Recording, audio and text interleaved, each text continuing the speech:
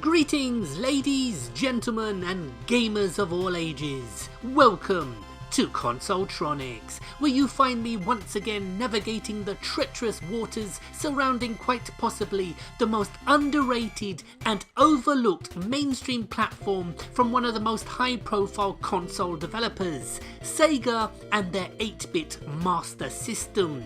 Ignored in Japan, blanked in the US, but finally finding a receptive audience in Europe, even with 10 times the competition. But you didn't click this video for a history lesson, you want to see games. So then, let's have a butchers at the best, worst and rarest Master System games, Part 2.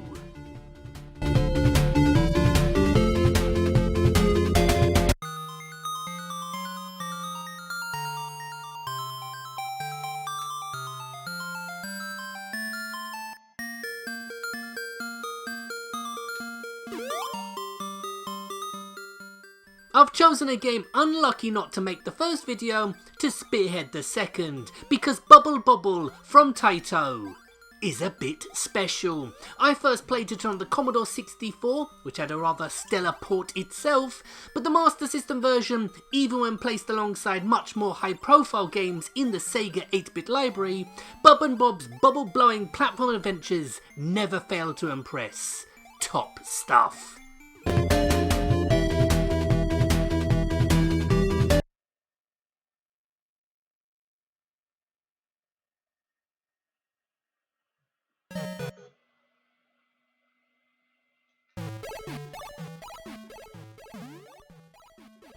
As a kid in Britain in the late 1980s, you couldn't escape Dizzy if you tried. For a while it felt as if a new game came out each and every month, and all my Specky and Amstrad owning mates were hooked and couldn't get enough. But outside of a bit of Treasure Island Dizzy, I was sadly always on the outside looking in on one of Codemaster's most successful franchises. But in 1993, I picked up a copy of Fantastic Dizzy for the Master System, more for nostalgia's sake if I'm honest, but bloomin' heck, it were good. In fact, drum roll please. It's excellent.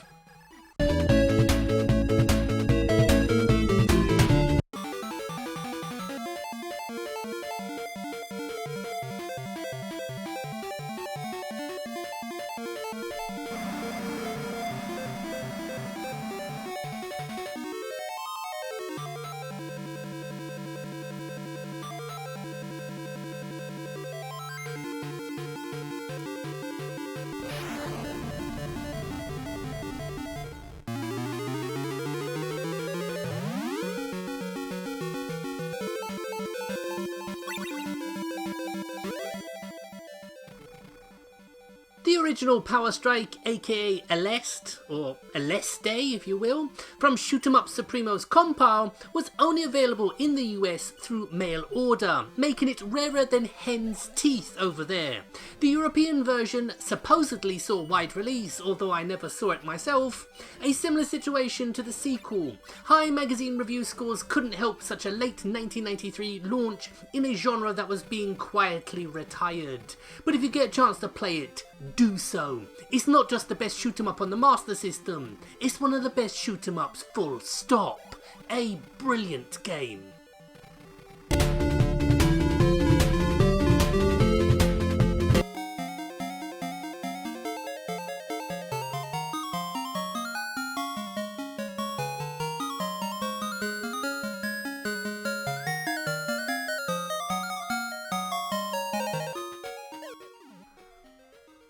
The legacy left behind by many 8-bit Disney platformers on the NES loom large in the memories of many gamers. But despite their brilliance, the Master System also had a few gems from the House of Mouse, which more than match Nintendo's best offerings. The first of two I want to look at stars Donald Duck in The Lucky Dime Caper, a mouth-slobberingly great adventure that even in an overcrowded genre like platformers stands head and bill over its rivals.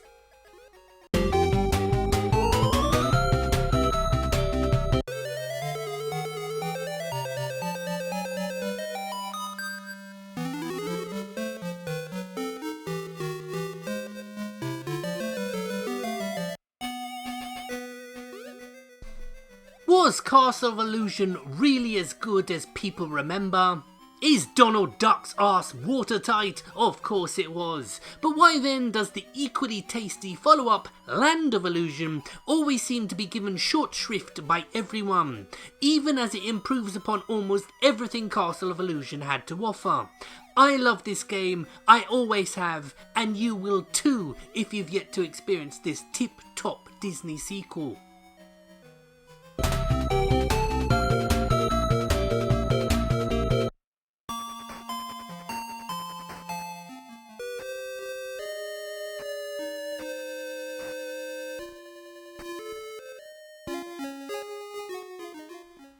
If there was only one game you had to play on the Master System, Phantasy Star is that game. In 1988, Sega would transform the common as muck medieval role-playing game on its head with this scintillating sci-fi space opera, which had it been released on the NES, would be talked about in the same breath as Dragon Quest, Final Fantasy or Megumi Tensei.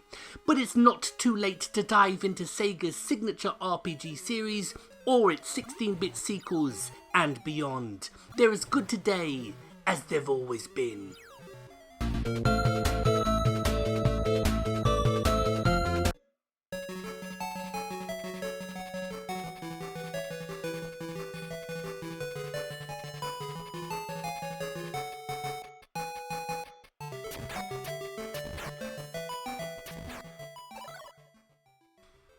And we segue from one of Sega's truly original and groundbreaking role-playing games to some good old-fashioned plagiarism, with an unashamed Zelda ripoff strutting about in Golden Axe regalia. But once you get over the initial surprise, you'll quickly discover a rock-solid RPG that's so good it'll make Link green with jealousy.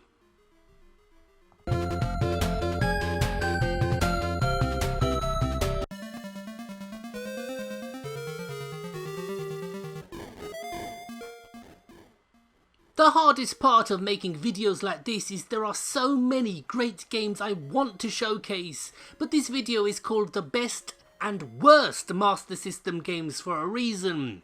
Don't make the mistake many of us did by buying crap like Running Battle, a European exclusive release that's less a hidden gem upon these shores than a hidden knife behind a smile. Bland, boring and repetitive. Avoid.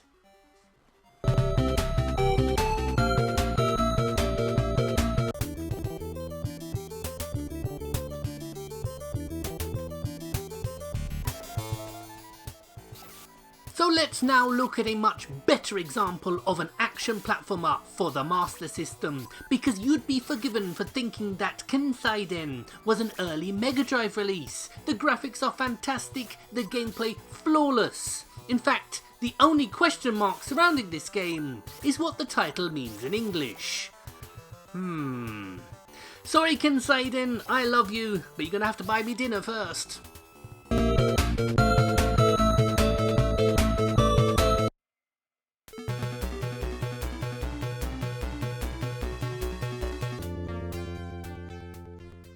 I've always had a soft spot for this one, even if it is an acquired taste. Developed by Shoot 'em Up Pioneers Compile, originally for the MSX, this Master System port is basic as role-playing games go, but with its mix of platform, overworld and forced scrolling sections, it never gets dull and is definitely worth a bash.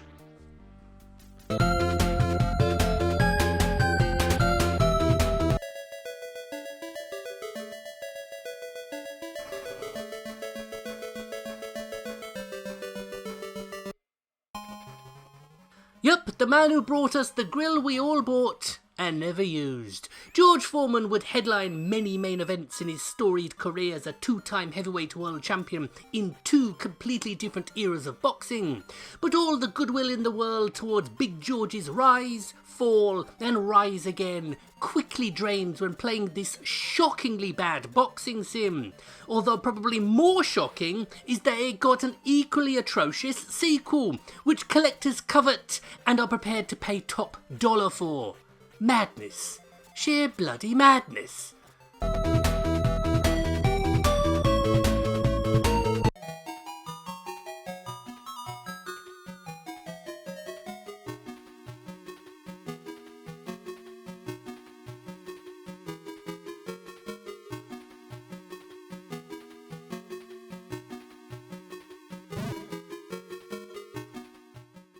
Do you guys give up, or you're thirsty for more? Yeah, the perennial children's Christmas movie Home Alone was probably the perfect film to turn into a video game. Protect a booby-trapped house? It's like Die Hard in the dining room. But Home Alone the game is remembered for two things only: how unbelievably awful it is, and the fact that this Master System version is one of the rarer games on the system and commands a price that's steeper than the north face of the Eiger.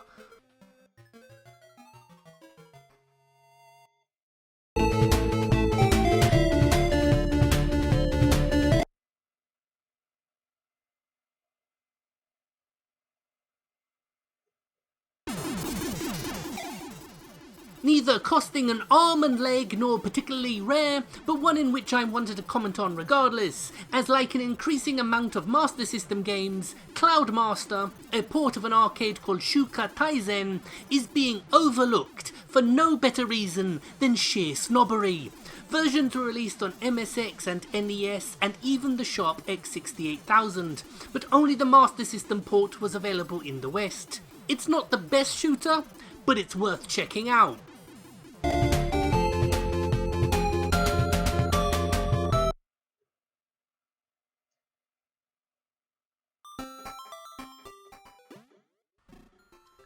I originally wasn't planning on showing off this game, as I have a video in the works looking at every title in Wonder Boy's convoluted canon, but not including Wonder Boy 3 The Dragon's Trap in a best of video would have been a social faux pas I'd never live down, because this is not just one of the best Master System games ever programmed, but comes ever so close to being one of my favourite games of all time. It's that good.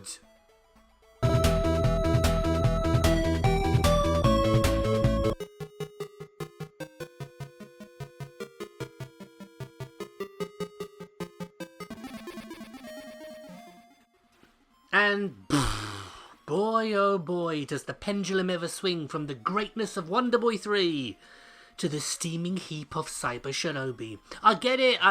Sega were busy in 1991, but this was marketed as Shinobi 2, yet such a low effort installment in an otherwise top shelf franchise. It comes across less like a Sega B team produced it, and more like the lads on Work Experience were tasked with development duties. A complete waste of time, yet the tragedy is, it could have been something special.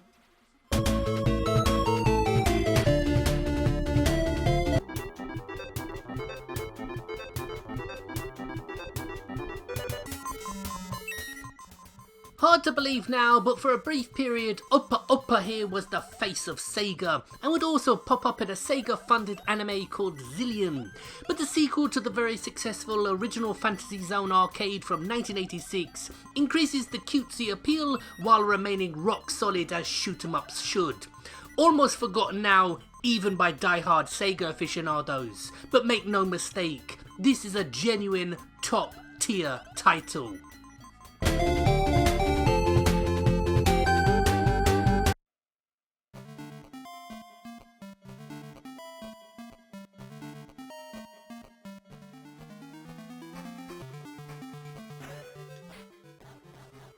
The Master System may have been dropped in the US and Japan faster than an out-of-form striker, but here in Europe, even as the 32-bit era dawned and the Master System on life support, still games of an unexpected high caliber were coming down the pipe, like conversions of Road Rash and Streets of Rage. But probably most surprising of all would be Masters of Combat, a one-on-one fighter that actually played as well as it looked. Of course it couldn't compete with anything on the 16 bits, but considering the limitations of the hardware, this is an awesome achievement.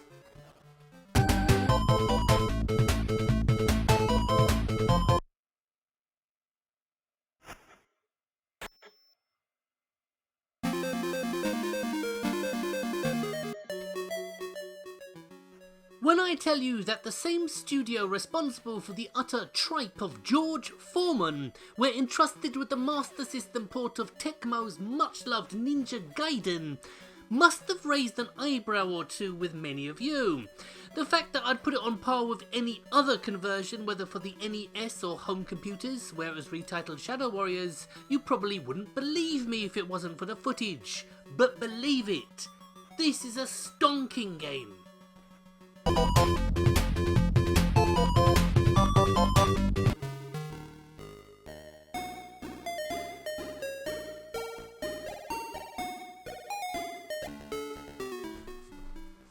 Seriously, I don't know whether to laugh or cry. Back to the Future 2 on the Master System was hardly a game at all. Part 3, based on the final film installment, is somehow even worse. And to be honest, I'd have accepted it if it had just been bad or mediocre. But this is insulting. No wonder Robert Maxwell killed himself. It was the least he could do to atone for this mirror-soft horror show.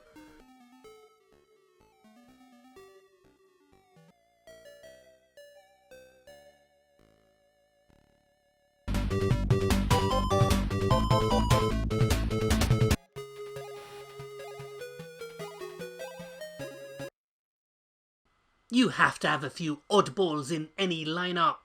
So who remembers the incredible Crash Test Dummies? Me, I wouldn't have even known they existed had it not been for all the games available on every system known to man or beast. And trust me, if you aren't familiar with this failed toy line, you're not missing much.